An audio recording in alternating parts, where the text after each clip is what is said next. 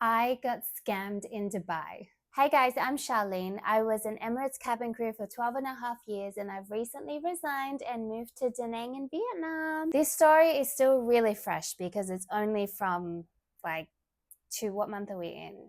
It's like 2 months ago. So it's still fresh. It's still a kind of open wound if you want to call it that, but yeah, we're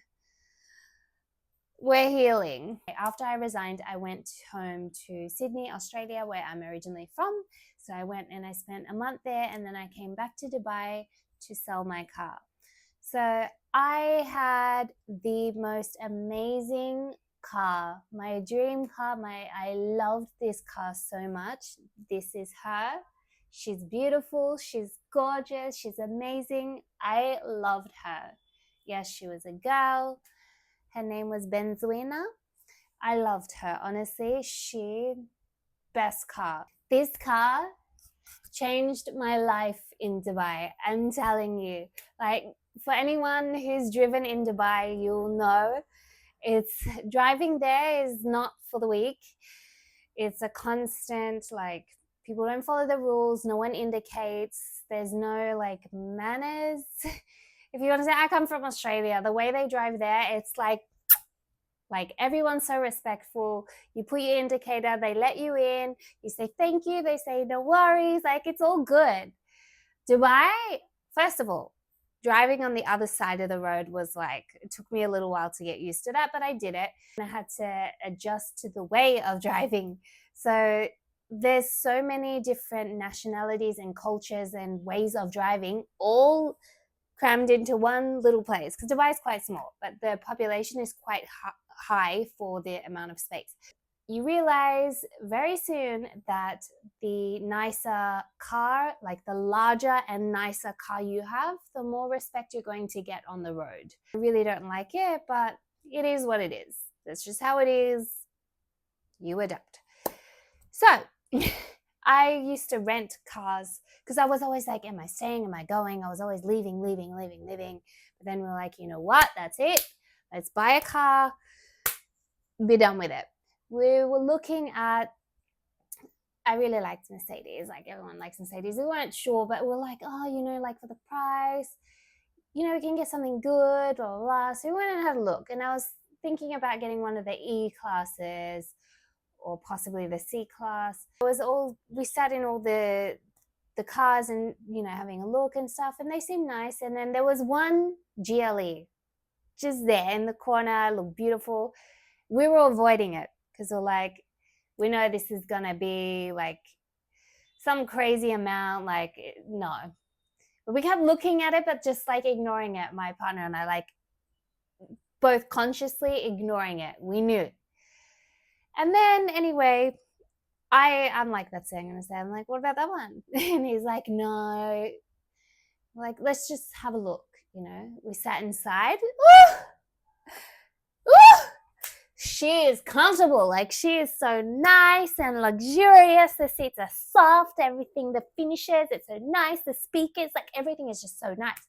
I'm like, I love this car. Like, everything is just like, I love this car. I always wanted a GLE. Like, I love GLEs. Like, I just always wanted a GLE, and like, I'm in a GLE right now. And I'm like, whoa, this is so real. It's big. But yeah, it's like so big. And I'm like, I don't know how I'm going to be able to drive this thing. Like, it's big. And anyway, the sales guy is such a nice guy. Shout out Ahmed, amazing guy. He was like, oh, talking about all the features and like he can do a good price for us. So like, really? So anyway, this car was like new. It had only, secondhand of course, but like it had only 16,000 kilometers on it, like nothing. It was from the US. So the owner had a small accident, or small-ish accident. Like the chassis wasn't damaged in the accident, but it was just on the front. I can put a picture here. So it had an accident. It was all repaired and fixed by this dealer. That's what they do. They buy Mercedes and they repair them and then sell them in the Dubai market. So we were in love. We were sold. We're like, okay, should we do this? Like, how long are we going to stay in Dubai for? Is this the right decision, should we do this? And we were like, you know what? Let's do it. So we did it. It was like a quick decision. We did it, got the car. All is good. Life is good. Amazing. Loved that car. We had it for how long? I think like a year and a half, 2 years maybe. No, we had it for longer. I don't know. I will figure out how long we had it for. Or maybe it was like 3 years. I don't know. I will say how long. I don't know off the top of my head. But anyway, we had it for a couple of years. Then we decide that we're leaving. So we went on a trip to Vietnam in August for my birthday. And then it was just really quick. Like my husband's, he has a tech team that works for him. They're based here.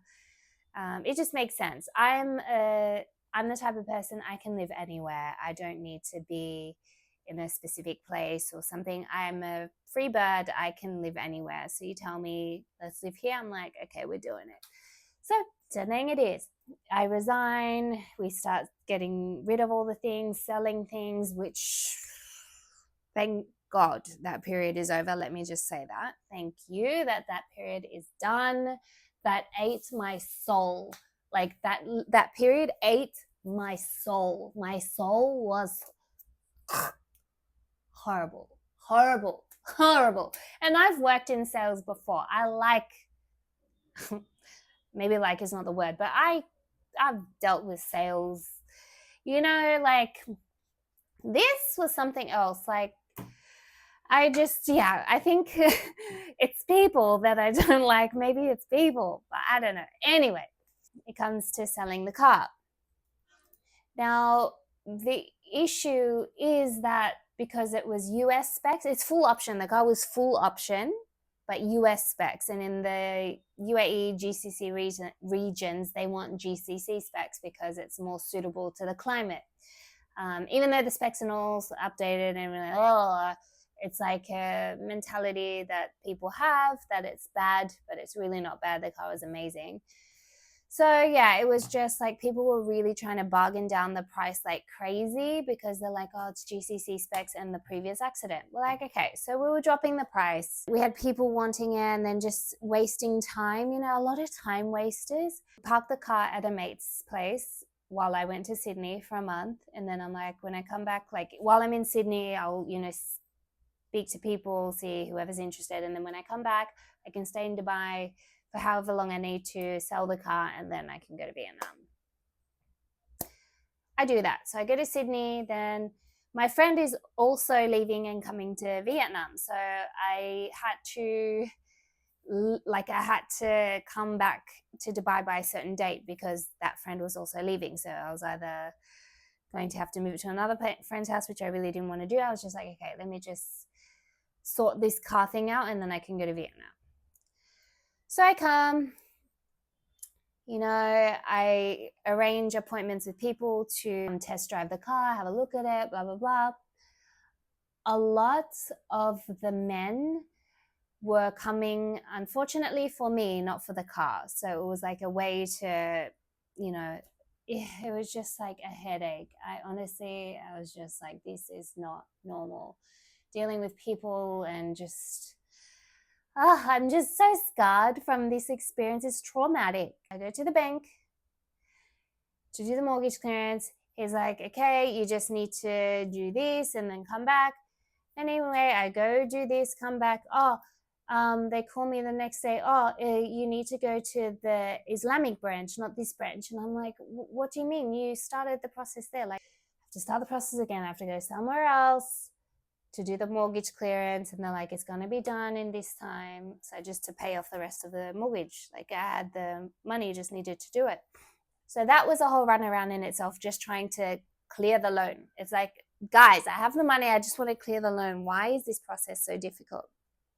I had to go here. Yes, I had to go to this branch twice. And then the guy, he checked on the system, like, just tell me then. Like, they don't do their job properly. Like, they just say, yeah, go here. It's like, I feel like with the customer service, they just like, how can I get rid of this person now? Like, when what they should be doing is just doing the job properly so that you're not wasting my time and you're not wasting your time. You don't need to call me later to explain that this has to be done somewhere else. Like, just do the job properly from the start. And then I had to wait for the mortgage clearance and then all this stuff. Then go get the RTA inspection, and you have to make an appointment. So there was no appointments available. I showed up to see if I can get one of the walk-ins. You have to pay like double or something, but the lines were so long. I was just like, okay, I'll make an appointment for the next day. So I made an appointment for the next day, and I came, and then I got it done. Everything's good to go.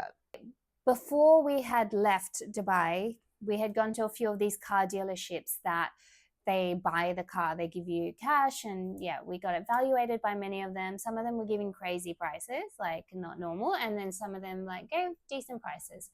You know, we had to drop, the car is worth a lot more, but we had to drop the car price down. Also, what people were doing, I even had some people like book a time to come see the car with me. Like, okay, I'll meet you at this time. So I go to the location, I'm waiting there, no one shows up, and I'm like, hey, you know, I'm here. Yeah, I'm 10 minutes away. 10 minutes goes by, 20 minutes goes by, 30 minutes goes by. I'm like, what? Like, these people are standing me up, and like no message, nothing. So it's like, you weren't even going to come. Why would you go out of your way to waste my time? Like, why? Like, what sick person do you have to be to get such enjoyment out of inconveniencing someone else's life? Like, are you okay, bro? I was getting stood up, I was getting hit on, I was getting like played around. They're like, oh, you know, they're talking to me like I'm a female, like I don't know about the car, I don't know what's going on. So they're like, oh, it's damaged, it's this. I'm like, dude, cut it, like stop. That's when we go to the dealership. Yeah, one car dealership was like, okay, I'd give you 100K for it. And I was like, you know what? I'll just cut my losses. I'll just take it, because I'm done with this headache of dealing with people. It's just like, just everything was going on. It was just not, I was just like, I need to get rid of this car. I'd love to keep it. If I could bring it to Vietnam, I would. Like, I loved that car. You have no idea. That's the only thing I was sad about, really. Like, not leaving the job, not leaving the country. I was the most thing that broke my heart about leaving Dubai was the car. It was very quick. Paperwork, everything. They're like, okay, our PRO is going to call you, organize the transfer, you'll receive your money within 24 hours. I'm like, okay, great. Anyway, the guy calls, and we have to do the transfer the ownership of the car. And then when on the RTA app, it's like, have you received the money? And I'm like, no. So I told the guy, I'm like, look, I haven't received the money. He's like, this is the process. This is how it is with the dealerships. Blah, blah, blah. So I was like, oh, God. It didn't feel right, but I'm like, okay, well, this is how it's supposed to be done. And then that's apparently what all the dealerships were saying, that you need to do this. So they assured me, and I'm like, okay, this company has more than one branch. It's not the only branch. Like, if this is not the correct procedure, they wouldn't have several branches operating in this way. So this has to be the right way, right? So, okay, I transfer the ownership. No money comes. Mind you, I'm back and forth with the person, and they're just giving me the runaround.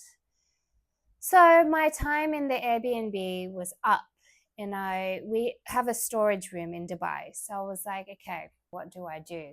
Do I just keep waiting here in Dubai for my money, or do I go to Vietnam and then I can come back, and then it can be useful. I can get things out of the storage room, take it to Vietnam, and then come back, and then that's another load of stuff that I can get out of the storage room. So after my time in the Airbnb finished, I went and actually stayed with a friend of mine, as she offered me to stay at her place if I needed to stay, if I hadn't received the money, which was really kind of her, and I really appreciated that. So I ended up doing that. I wasn't going to. I don't like to inconvenience people, but I was like, okay, you know, it could be nice. So we did that, and it was lovely, and she really helped me a lot. We went to the car dealership.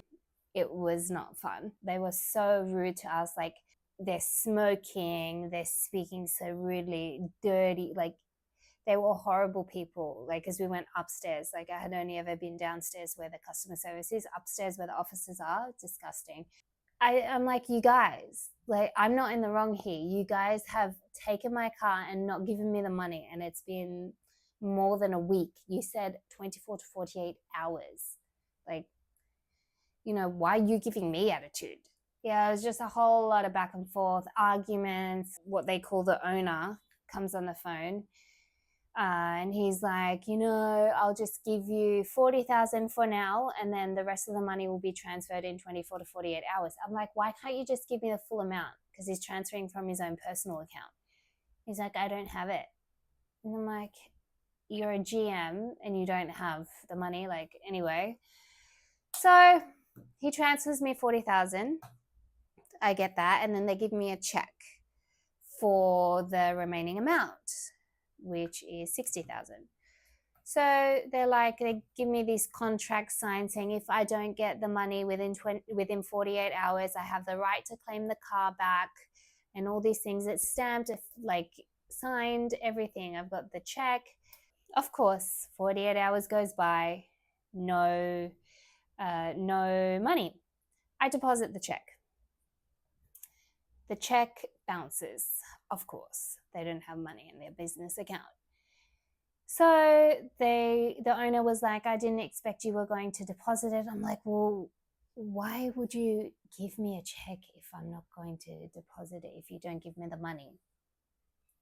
The check bounces and then it's weekend. I have my flight to Vietnam. So my friend was living in the Emirates accommodation and she has only a limited amount of days. So I didn't want to keep staying and use up all her days. And then it was going to be weekend. I was already hating my life in Dubai. I just wanted to get out. Like, you know what? I'll go to Vietnam, take some things, and then if they're able to keep the check for me, great. Or otherwise, I'll come back and collect the check and open a case.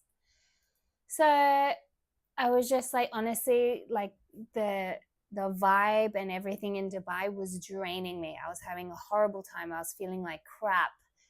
It was just a horrible time for me. I didn't like being in the Emirates accommodation. Like, it was just, it wasn't a nice feeling being there, even though like I was so grateful for my friend to offer me her place to stay. Honestly, I was so grateful and it was really sweet of her to do so. But just being in that environment, it's like I just left the Emirates environment and being there with the security every day questioning me when I'd go to the gym. Like, it was just, it was negative and I just wanted to get out of that environment and it was just bringing me down. So I left. I wait. The check wasn't guaranteed going to come out the next day, so I needed to collect that bounce check. But there's like, it's probably going to come out next week on Monday. And I'm like, I don't want to stay here till Monday. So I left. I took my flight. I came to Vietnam, stayed here. Of course, I left for Vietnam. When I'm on the flight, the text comes back saying that my check is ready to be collected. I'm like, of course. I said this to my friend. I'm like, if I leave, the check will come. If I don't leave, the check won't come and it'll come back on Monday. So I was like, okay, I'll come back in a few days to Dubai. Anyway, pro is that I'm emptying the storage room slowly. Okay. So I go to Vietnam, I come back. I check into a hotel and it's horrible. Mold, stinky, like I need to go and open a case. So I had taken my check, I deposited it in the Dubai Mall branch. So to collect it, you have to collect it from the same branch. I go to Dubai Mall, I go to the bank. That's funny. It's all blocked off. The bank, that particular branch, the Dubai Mall branch, is closed for renovations. NBD is closed for renovation. What do you mean? What do you mean? What do you mean? I have never seen this bank closed for renovation ever. I've been in Dubai for almost 13 years, never. The one time that I have to go to that specific branch, it's closed for renovations. I'm like, what is my luck here? Oh my gosh. So anyway, I was so angry. And I'm calling them on the phone and they're like, okay, we have to see if we can get it sent to you. And I'm like, but I'm not living here. I'm staying in a hotel. Can I collect it from another branch? because they're like, it's gone to some central thing it needs to be. I'm like, oh my God. So I'm like, okay, can you get it sent to this branch? And I'm like, how long would it take? And they're not sure. They can't give me a definite answer of how long it will take. I was like, oh my gosh. I'm like, is there any way that you can expedite this by any chance? Because I'm here just for that check. That's why I'm in Dubai. So the longer this takes, the more it's going to cost me on hotels. Like, just, I need this check. I need to go. So they're like, okay, we can send an email, but it's not guaranteed. I was like, oh gosh, okay, thank you. I then go and proceed to go to the police. So I had opened a case online with DET, didn't hear anything, no email, no nothing back. They say that they'll call you, they don't. This is the second time I had to open a case with DET. And the first time when I had for some other thing, they literally called me and they're like, I don't understand you. They hung up. And they closed the case. So I'm like, very nice. Thank you so much for your assistance. So yeah, I wasn't expecting anything from them anyway, but this is the process that I had to follow to open a case. That one didn't work. So I go to the police. I'm waiting there. It's a whole thing. And then I finally get my turn. The police station is busy, especially in the department for opening cases and stuff, busy. So I finally get my turn after waiting. And then he goes, you need the physical check. And I'm like, I understand that because I have nothing else to do. I'm just here to deal with this. So I'm like, I'll speak to them, see if I can open a case and then come and deliver the check when I receive it or how. I have copies of the check. Is that going to be enough? So anyway, he says, yeah, this is bounce check. You need to bring me the physical check. And I'm like, yeah, I'm just waiting for it. As soon as I have it, I'll do that. But can we like start with the case somehow? And then they're like, no, just bring me the check. Okay, yes, sir. So anyway, I go. Then I receive the check. I get the message that the check is ready. I'm like, woohoo! I collect the check from the bank. I go directly to the police station. Again, waiting process, get my number, go upstairs. Busy. Again, busy. Waiting. Finally, it's my turn. It's the same guy, by the way. The same guy I had seen a couple of days before. I'm like, hi, it's me again. I have the check now for the guy. He goes, oh, dear. I'm like, yes. He goes, bounce check, no more in the police. I'm like, what do you mean? He's like, we don't do bounce check cases anymore. You now have to go to and open a case with Dubai court. I'm like, excuse me? He's like, yeah, you have to do it in Dubai court. I'm like, sir, I came to you 2 days ago and you told me to come back with the check. He's like, no, it's with the Dubai court. I was like, oh, why? Anyway, thank you very much. So I go out, another gentleman had heard me and he's like, can I speak to you? He goes, let me just speak to them and can I speak to you? I'm like, of course. So I wait for this guy. He's like, you have a bounce check. You have to go to Dubai court. So I'm like, yeah. He's like, yeah, I have to go there too. He goes, maybe I can help you. He goes, I've been dealing with bounce checks. He's been dealing for a bounce check case for over 6 months for his rental properties. And he's done that many times. He's had quite a few issues with people not paying for their rent and stuff. So he's like telling me the process, how it goes and stuff. He's like, you're going to be waiting a long time. And he's like, I can give you a lift there. I'm going there if you'd like to come. I was like, sure, why not? So yeah, very sweet guy, like really giving me all the information and how it all works and stuff. Because I've been coming here every second week or every week, back and forth, because you have to drop something off, give some information. Because the process is just, it's very time consuming and there's no guarantee that obviously you're going to get your money. I'm like, yay. So anyway, we get there, we're waiting. The check is in Arabic. Like the check is in Arabic. But just because my name is in English, I have to go get the check translated into Arabic. I'm like, oh, the line for that is so long. So anyway, we're waiting. And then there's this like legal kind of advisors at like this business there. And they were like, we asked them, can you translate it to Arabic for me? They're like, yeah, we can do it. And they do it really quick. So I was like, okay, great. I'll pay you, do it, done. I get it. I get the check, done. So then I'm waiting for my number still for Dubai court. And they're like, ma'am, you know, what's the case, blah, blah, blah. And they're like, oh, you need to leave Dubai, right? And I'm like, yeah. They're like, okay, we can actually handle this case for you. You don't need to come. And I'm like, what do you mean? I don't just open a case with Dubai court and then go? And they're like, no, ma'am, you need to keep coming back and stuff. Like the guy was saying, because for the guy it was for rental. So he's like, I'm not sure about your case, but yeah, he goes, you probably will have to keep coming back. And I'm like, no. So these guys are like, we can handle it for you, all good. So I have to pay them now. Even I'd have to pay the Dubai courts, I just have to pay an extra, I don't know, 700 dirham or something. Oh no, it was like an extra on top, like 500 dirham or something for them to handle the case for me where I don't need to come back.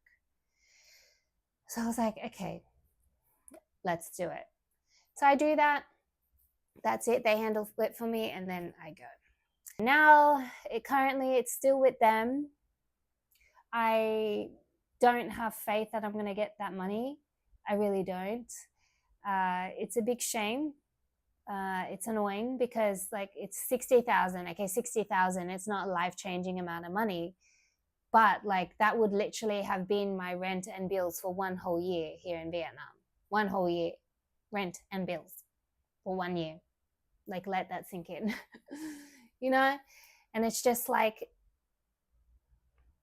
you've just taken it. Like you've just taken it. Like why? Like if you can't afford to buy something, don't take it. Like why are you stealing? Why are you taking things from people? Like what are you doing?